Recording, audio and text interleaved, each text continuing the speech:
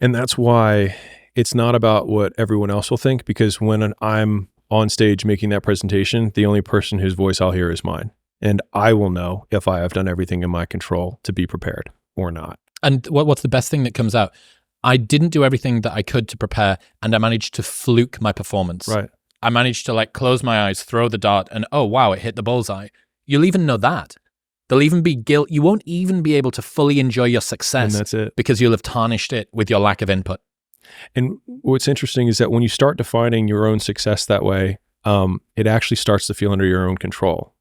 But the downside is you realize that you can do very few things. And then all of a sudden life feels very short because you're like, shoot, there's like not that many things I can do before I die if I'm going to actually do my best. And what was interesting is I was talking to a CEO friend of mine. He's a public CEO. And he was like, I need to start making content, right? I'm like, dude, you're like managing $1 billion company. I was like, you're doing okay, man. But because of that type of person, he's like, I need to be doing better with my content, right? He's got a few 100,000 followers anyways. And so I was like, all right, well, how many pieces of content you putting out a week? And he was like, well, I mean, I put out one a day. And I was like, dude, we put out 300 a week. And he didn't even respond. He just like pursed his lips and nodded. He was like, thank you for resetting my minimum standard. It's always like, thank you. And I'm sure like when you talk to Phil Heath and he talks about the volume that is required in order to gain muscle and how dialed in he is with food and all the other things. Just the amount of sheer work, like the biggest change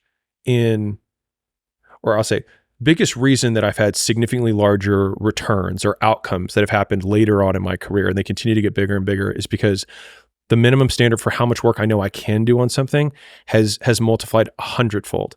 Like I look at the first presentations, I was telling Quinn this earlier, I look at the first presentations I ever gave. And I remember thinking to myself when I had this, I was like, this is a good presentation. And it's like 25 slides with like a heading and like 3 bullets on each slide and being like, man, this is good. I'm like, this is a pittance. This is like an afternoon. But in my mind, if I spent a whole day on something, that was like a lot of work. Now I like using this term like measure in hundreds, which is like measure in hundreds of hours. How many hundreds of hours have you put towards something? If you do that, I promise you the thing that you're making will get a lot better. And you'll also see how much more you're capable of, which is what I think, like my undertone of listening to what you were just saying with the podcast is like, the more you do, the more you realize you can do. And so what happens is you're actually, even though you're going pro right now, you're like, dude, next year I'm going pro. Yeah. Because this is now just a minimum standard. Of course I work out 3 days a week. Of course I do 3 podcasts a week. But dude, once we have the reality TV show and we have the full crew and we have the headquarters, like, because then the path gets lit of where you're going to go because you're so singularly focused and you have no other distractions. The attention cost you're not paying that down anymore.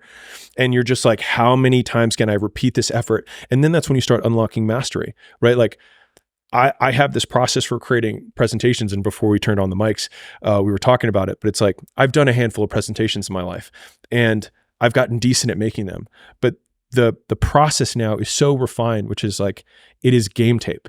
It is, I make the thing, I do the thing in my head, I do it out loud, I watch the recording, I edit the thing, I do it in my head, I do it out loud, I watch the recording, I edit the thing, and I just keep doing it until it's glass.